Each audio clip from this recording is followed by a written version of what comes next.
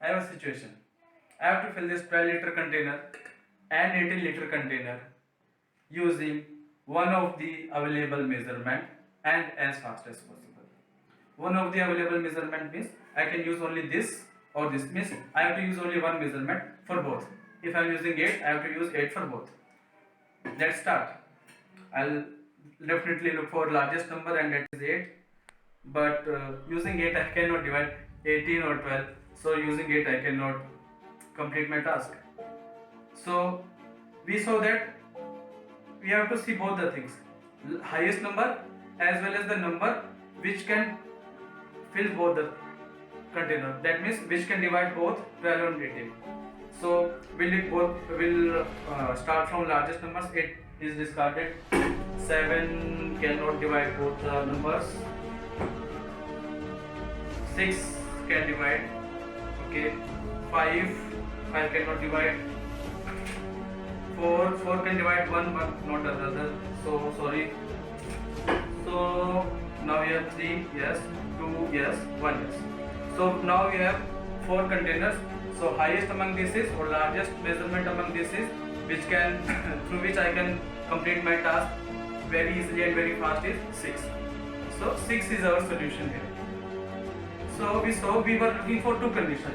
One is, we'll look for two conditions. One is high, it should be highest, but with the highest or greatest, it should possess another condition, that is, it should able to divide both container measurement, that is common divisor, and common divisor we can say one common factor also, common factor.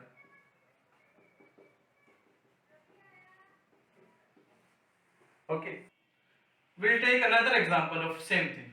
Suppose I have a cloth measuring 12 by 18. Okay, this is 12, this is 18. Now I have been told to use this cloth and prepare mask. And condition of preparing mask is, it should be of maximum measurement. Each mask should be of maximum measurement. Okay, and they should be equal in length and breadth. Okay, that length and breadth means if I am making a mask like this from this should be equal to this, A should be equal to B. So this is my condition. Okay, it has to be equal. So we will see how we can divide 12 in equal parts and 18 in equal parts, but that should be using same number, because my length, this part, is equal to this part, right? So if I take 10, so 10 we cannot divide 12. If I am starting from decreasing number, because I have to take maximum number. If I take 11, no. 9, no.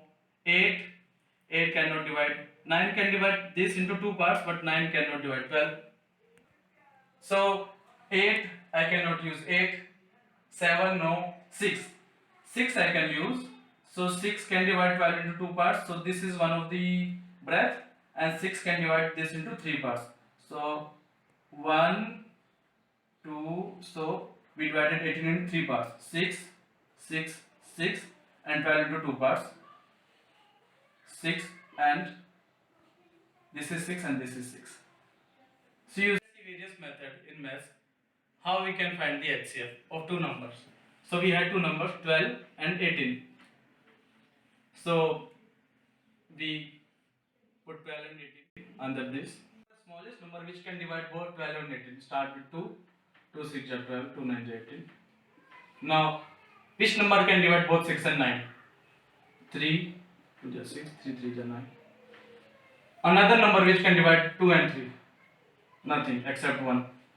Okay. So, for 12 and 18, we'll now put these numbers in here. 2 into 3 into 1. 2 3 is 6. 6 was our answer in experiment also. Another method which we say as prime factorization method. So we'll find the factors of 12. Okay.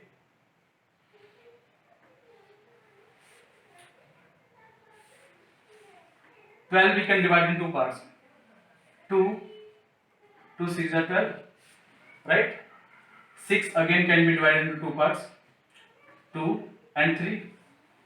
Now in this tree, we'll look for child or the leaf only. So these child are 2, 2, 3. So we write 2, 2, 3.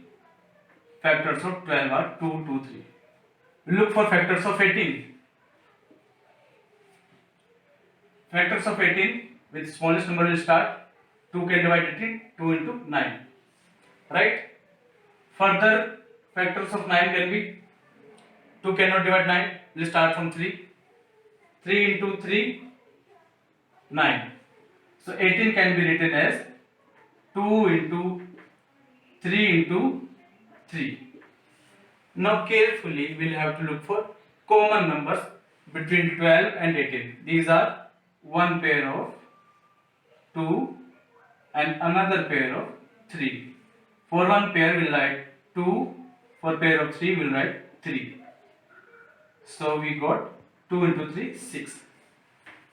Hope you have understood the concept of HCF today. HCF is also known as greatest common divisor. Alright, so in our next video we'll see the concept of LCM. Till then.